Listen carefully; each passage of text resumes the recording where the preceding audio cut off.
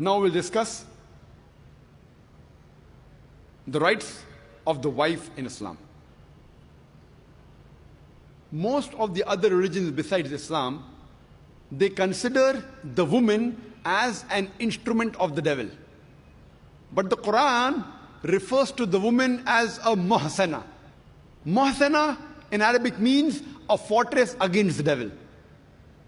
Because a pious woman who's on the straight path, she prevents the husband from deviating and going on the wrong track and keeps him on the Siratul Mustaqim.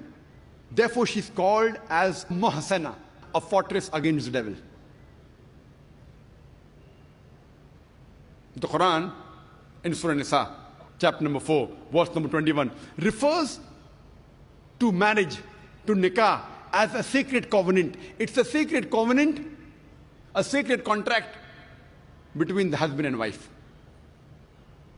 The Quran says in Surah Rum, chapter number 30, verse number 21, that we have created for you mates from amongst yourselves, so that you may live with them in tranquility.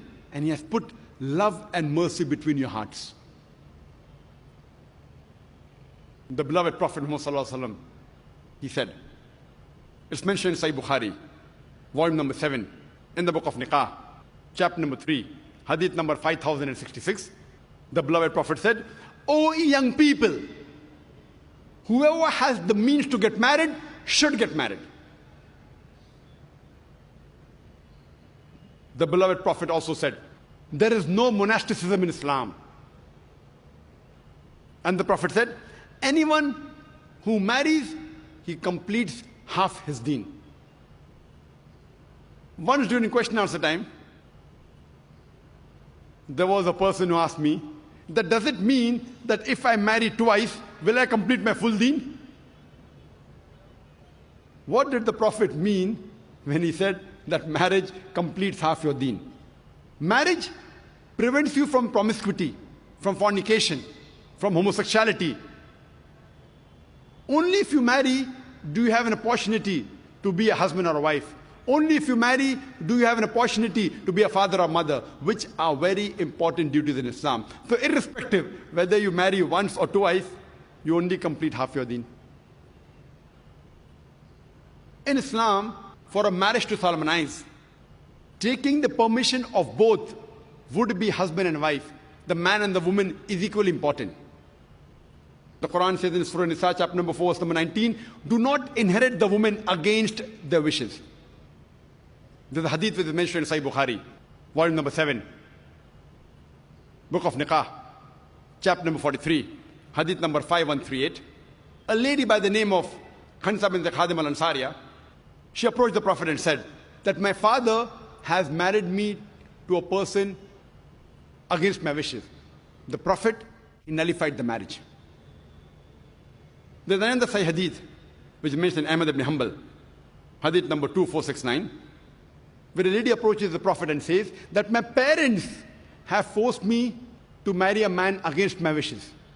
And the Prophet said she has the option of either continuing the marriage or nullifying the marriage. There's a similar hadith mentioned in Ibn Majah, hadith number 1875. It's the same hadith. A woman approaches the Prophet and tells her that my parents have forced me to marry against my wishes.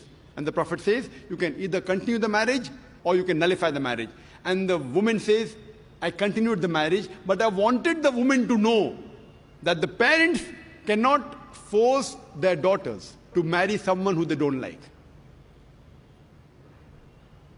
The Quran says in Surah Baqarah, chapter number 2, verse number 228, that the women have rights similar to those against them on terms equitable, but the men have a degree of advantage.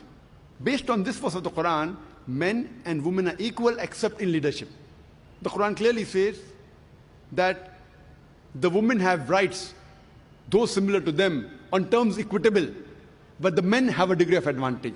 Now, many of the Muslims, they misunderstand this ending phrase that the men have a degree of advantage, and they think that men are superior. And they quote the verse of the Quran, "Ar-rijalu qawwamuna 'ala an-nisa." that the men are superior to the women. So Allah has said, the men have degree of advantage, the men are superior. What they're quoting is the verse of the Quran which was recited by a wonderful Qari from Surah Nisa chapter number 4 verse number 34, which says, Ar-rijalu qawwamuna 'ala nisa, that the men are the qawwam of the women. What is the meaning of the Arabic word qawwam? Qawwam comes from the root word aqama, which means to stand up for. How we have aqama before salah, we stand up for salah. So this Arabic word qawwam means the men have 1 degree of additional responsibility and 1 degree additional service towards the woman, not 1 degree of superiority to boss over the woman. And if you read the tafsir of Tabari, he says the Arabic word qawwam means 1 degree of additional responsibility.